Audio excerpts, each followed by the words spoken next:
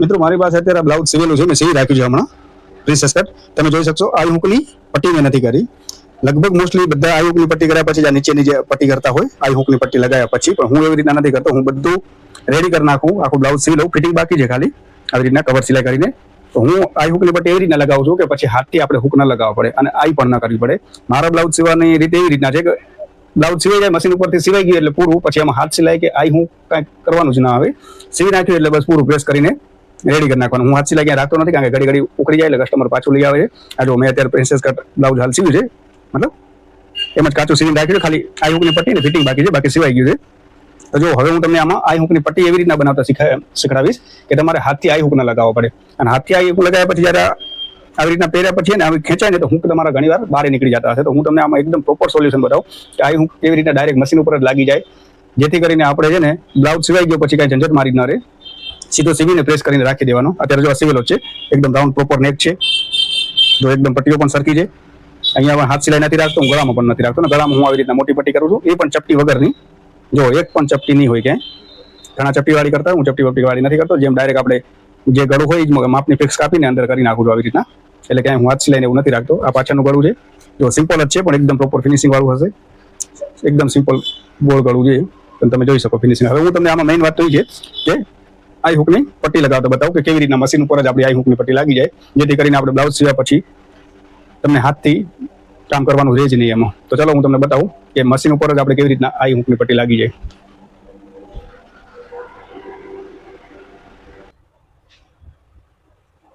તો હું તમને જો મિત્રો બતાવું કે આઈ હુકની પટ્ટી મશીન ઉપર જ કેવી રીતના થઈ જાય. જેમ કે આપણે આ ગળું બનાવ્યું, હું તો અંદર જ કેનવાસ લગાવીને અંદર જ ઉઠલાવી નાખું છું. ક્યાંય પણ પટ્ટી બટ્ટી રાખતો જ નથી. એવી રીતના સીધું ગળું અસ્તરમાં લગાવી મેઇન કાપડમાં ઉઠલાવી નાખું અને કેનવાસ એકદમ અંદર ઝીણું રાખું, જેથી કરીને ઉઠલ્યા પછી બહાર ન દેખાય. અને જે ગળા પટ્ટી છે એ પણ આવી રીતના ફિક્સ કટિંગ કરીને કરી નાખું છું. હાથ સિલાઈ ક્યાંય રાખતો નથી. નીચે પણ એમ જ છે, ઉઠલાવેલું જ છે આખું. તો હવે હું તમને બતાવું કે આઈ પટ્ટી પહેલાં તો આઈની પટ્ટી કરી નાખું, જે આપણે આમ રાખ્યા પછી જમણી સાઈડ આવે. એ જે આપણે ગળા કટિંગ કર્યા પછી આવી રીતના જે અસ્તરવાળો ભાગ રહે ને એમાંથી જ તમારે કરવાનું આઈની પટ્ટી, જેથી કરીને આવી રીતના ખાલી અસ્તર નહીં કરો ને તો આવી રીતના ખરાબ લાગે, અસ્તર દેખાય. એટલે આપણે જે વચ્ચેનો ભાગ નીકળ્યો હોય ને એમાંથી જ કરી નાખવાનું. તો હું તમને બતાવી દઉં.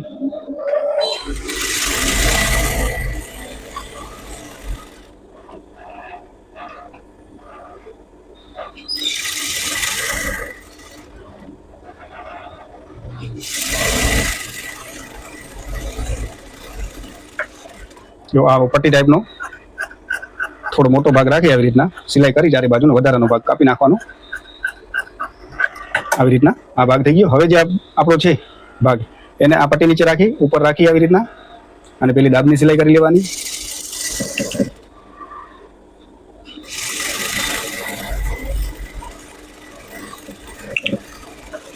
આ દાબની સિલાઈ થઈ ગઈ.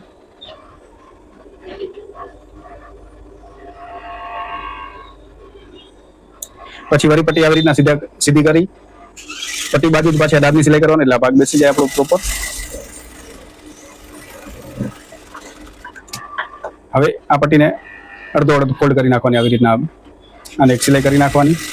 આ આઈની પટ્ટી છે, હુકની પટ્ટી હવે પછી બતાવીશ તમને. પહેલાં આઈને બતાવી દઉં. જો આવી રીતના કરી નાખ્યો પછી આ જે ફોલ્ડ છે ને અંદરની સાઈડ આમ લેવાનું, આવી રીતના અંદરની સાઈડ લઈ અને એક જે આ ગળાનો શેપ આવે છે એ જ શેપમાં સિલાઈ કરી નાખવાની.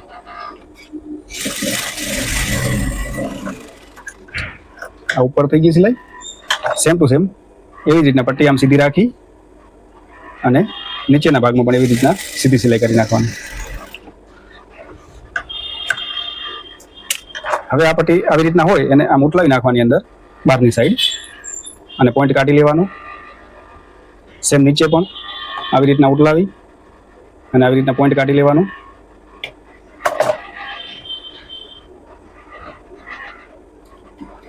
જો મિત્રો એકદમ પ્રોપર ફિનિશિંગ વાળી પટ્ટી થઈ જશે તમારી. જો પછી આ બાજુ થોડી આટલી જગ્યા રાખી, જેમ કે આપણે આઈ હુક નાખવા માટેની જગ્યા આવશે અને આવી રીતના સિલાઈ કરી નાખવાની તમારે. આ સિલાઈ થઈ ગઈ એટલે આપણી આઈની પટ્ટી હાલ થઈ ગઈ છે તૈયાર. આઈ પછી કરવાની, હુક લગાવ્યા પછી એના માપનું. અત્યારે આઈની પટ્ટી તૈયાર થઈ ગઈ છે. જોયું કેટલું પ્રોપર ફિનિશિંગ વાળી એકદમ. અહીંયાથી પણ સીધું, અહીંયાથી પણ સીધું આવશે. જો એકદમ પ્રોપર ફિનિશિંગ વાળી અત્યારે પટ્ટી આપણી તૈયાર છે. હવે હુકની પટ્ટી બનાવીને બતાવું તમને કે હુકની પટ્ટી કેવી રીતના બનાવવાની. હુકની પટ્ટી માટે તમારે બે પટ્ટીઓ કાપવી પડશે.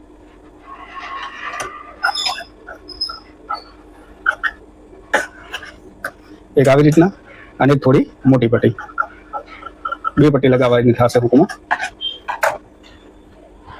જો કે નોર્મલ પટ્ટી હતી, ઝીણી પટ્ટી પહેલા એને આપણે પહેલા લગાવી લેશું. સેમ એવી જ રીતના દાબની સિલાઈથી આને લગાવી લેવાની. જ્યાં આપણો ટક્સ આવે છે ત્યાં નાનકડી ચપટી લઈ લેવાની. આ સિલાઈ થઈ ગઈ. હવે આ બાજુ દારની સિલાઈ કરી નાખવાની.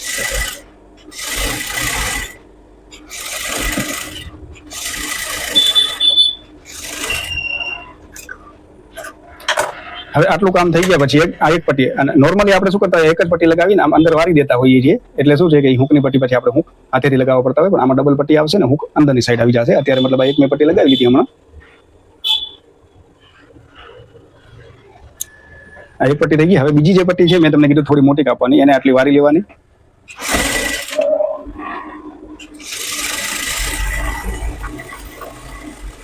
આ મેં આ પટ્ટીને વારી લીધી. હવે આપણે 5 કે 6 જે હુક લગાવવાના હોય એનું નિશાન કરી નાખવાનું. આ જગ્યાએ આ એક હુક ઉપર આવશે, એક નીચે આવશે, બરોબર. આ 2 3 1 2 3 4 5 6 હુક આવશે, બરોબર ને, પ્રોપર ગેપમાં વ્યવસ્થિત. અમે તો રોજ કરીએ એટલે ખબર પડી જાય કેટલા હુક આવશે. તમારે એવી રીતના હોય તો મેચે ટેપ લઈને પ્રોપર 6 હુક રાખવાના, જેથી કરીને વચ્ચે ગેપ ઓછો રહે, તો પહેર્યા પછી ખરાબ ન લાગે. હવે આવી રીતના નિશાન કરી નાખ્યા પછી આ જે પટ્ટી ઉપરની છે એને આના ઉપર રાખવાની. જે સિલાઈ છે ને ધારની એની થોડી આ બાજુ રાખી અને સિલાઈ ચાલુ કરી નાખવાની આવી રીતના. જો અહીંયા આવ્યા પછી મિત્રો એટલે જે નિશાન આવ્યા પછી ત્યાંથી એને આવી રીતના કરવાનું.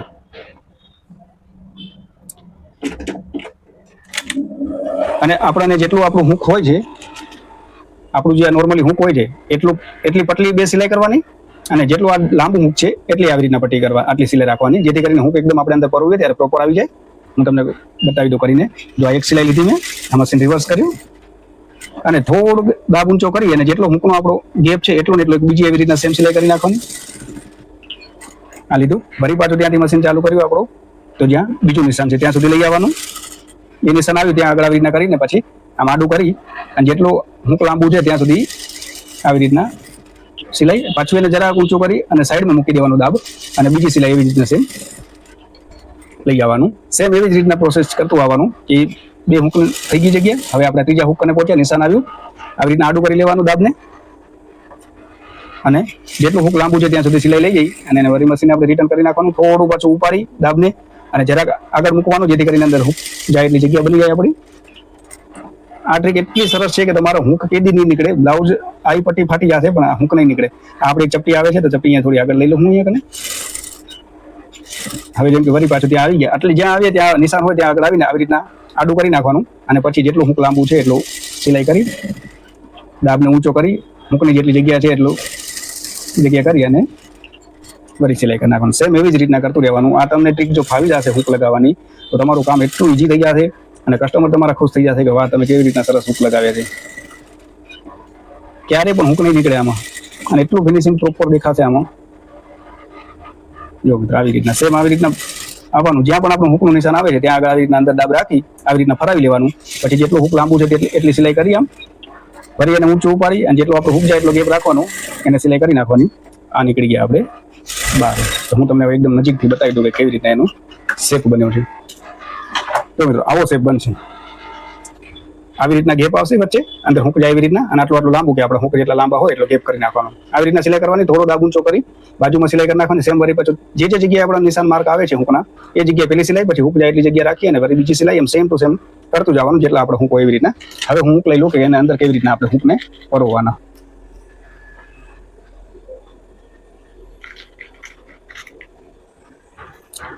આપણે 6 હુક છે, 6 હુક લઈ લીધા આપણે અત્યારે.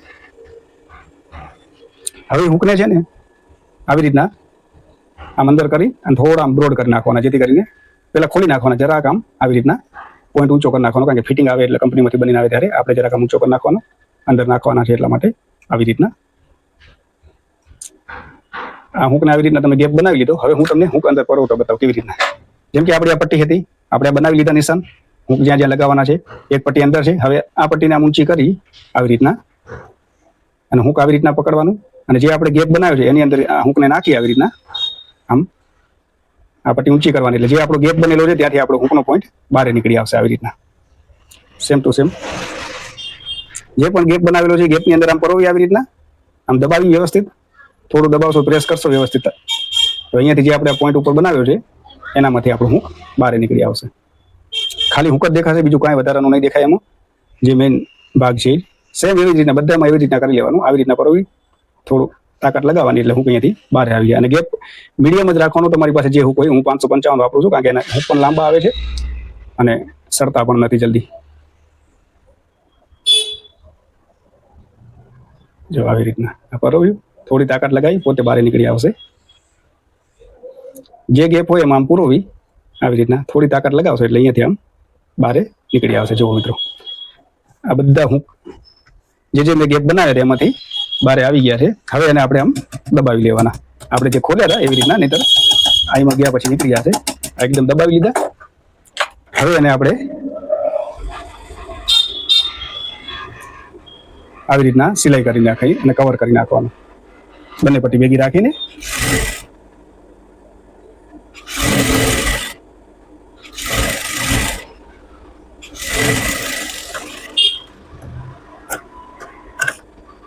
આ વધારાનું કટિંગ કરી નાખવાનું અંદરનું, અને ફોલ્ડ કરી આવી રીતના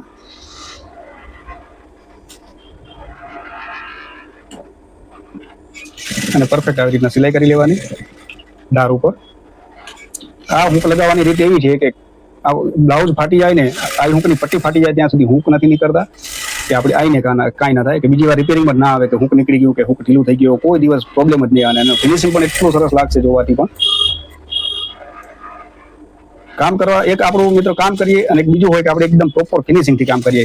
ટાઈમ બચે આપણો. જો હવે અત્યારે મેં આ કરી નાખ્યું છે, આપણો કેટલો ટાઈમ બચશે. આ હુંકનો હાથ સિલાઈનો, જો કે હું હાથ સિલાઈ તો ઘણા વર્ષોથી રાખતો જ નથી કોઈ જગ્યામાં ડ્રેસ બ્લાઉઝમાં, કારણ કે ઘડી પછી રિપેરિંગમાં આવે. જો મિત્રો આ રીતના આપણે હુંક લાગીને તૈયાર થઈ ગઈ છે આ પટ્ટી. એક સિલાઈ આવી, હવે આ મશીન ઉપર જ રેડી થઈ ગયું. મતલબ બ્લાઉઝ અત્યારે સમજી લો કે હવે મારે સીવી ફિટિંગ કરીશ એટલે ખાલી પ્રેસ જ કરવાની રહેશે, બાકી બધું કામ પૂરું મશીન ઉપર જ. ના કોઈ હાથ સિલાઈ કે ના કે હુંક લગાવવા મૂકવાના કોઈ જગ્યાએ કે ઘરે લઈ જવાના, બસ આ એકદમ પ્રોપર ફિનિશિંગથી લાગી. જો કેટલું ફિનિશિંગ છે આ. હવે ખપે એટલું ખેંચશું બહાર નહીં નીકળે. તમને આઈ કરીને બતાવું, પછી તમને ફિટ કરીને ખેંચીને બતાવું જો એનું ફિટિંગ કેટલું. હવે આ રીતના જ આપણે પટ્ટી આમ ઉપર રાખી દેવાની. એક તો નીચે આઈ આવશે, એક ઉપર આવશે. વચ્ચેલી જે 4 આઈ છે એનું હું માર્ક કરી લઉં, એની સામે એક્ઝેક્ટ આમ ઊંચું હુંક આવી રીતના પટ્ટી ઊંચી કરી જે જગ્યાએ હુંક લાગેલું છે એની સામે ચોકડી માર્ક કરી નાખવાનું, એટલે આપણું આઈ બની જાય. એક તો આપણે ખબર છે ઉપર છે, એક નીચે છે. આ બીજી વચ્ચેની જે 4 છે એનું હવે આવી રીતના આ ગેપ કરી નાખીએ આપણે આઈનો, એટલે હુંક ડાયરેક્ટ અંદર પરોવી જાય.